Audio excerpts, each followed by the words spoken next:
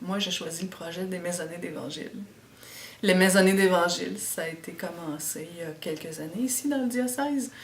Donc, c'est quelques personnes qui se rencontrent dans une cuisine, un salon, une maison, un lieu fraternel de partage d'Évangile.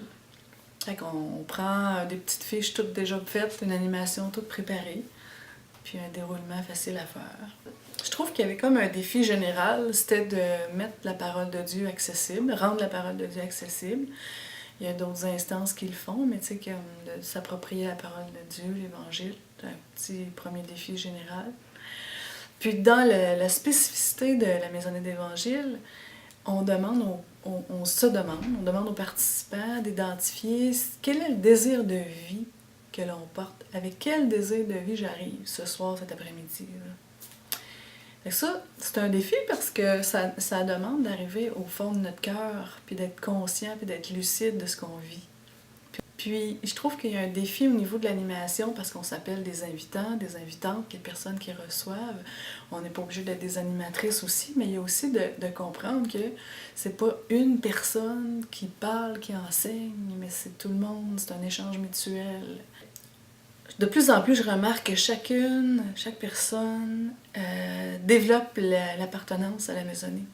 On est content d'arriver, on a notre maisonnée. C'est pas de dire que j'ai une appartenance, donc j'en fais partie de cette maisonnée-là. Chacune a pu apprendre à exprimer quelque chose sur l'Évangile. Puis c'est comme une règle d'or de la maisonnée de ne pas intervenir quand quelqu'un a parlé, puis ça devienne une discussion, parce qu'il y a d'autres instances, d'autres groupes qui font des études bibliques, mais nous autres, c'est pour ça que je dis que le pas qu'on a fait, c'était d'écouter l'autre vraiment intensément, pour sa parole unique. Puis si tout le monde fait ça, chacune fait ça, le partage est riche. Les conversions, ça a été de laisser la place à chacune. Ça a été même de se dire, moi aussi, comme invitante, j'ai à m'exprimer, à m'impliquer. Je peux pas dire, je suis l'animatrice, puis on va laisser les autres parler. Fait qu'il y a une conversion de vraiment, chacune doit s'exprimer. On n'est pas obligé, là, mais je veux dire, dans la liberté. Là. Mais puis aussi de voir, au niveau d'une conversion, c'est, on nous demande d'exprimer librement notre désir de vie. Donc, je vais accepter que j'ai des surprises, que le Seigneur, l'Esprit Saint, la parole me parle et qu'à la fin de la maisonnée, ça se peut très bien que le partage sur le texte biblique ou l'échange de personnes ont été directement en lien avec mon désir de vie, ont été une réponse à mon désir de vie, à ce que je portais. Donc, la conversion, c'est plus de laisser la parole travailler, de se laisser surprendre par l'esprit. Puis ça va demander une conversion au niveau de, justement, pour que l'Esprit Saint nous surprenne, il faut y laisser la place. Donc dans le déroulement, il y a un temps de prière personnelle. Il y a eu un temps d'échange, il y a eu un temps où on s'est déposé, il y a eu un temps où on a écrit, mais il y a aussi un moment prévu pour la prière personnelle.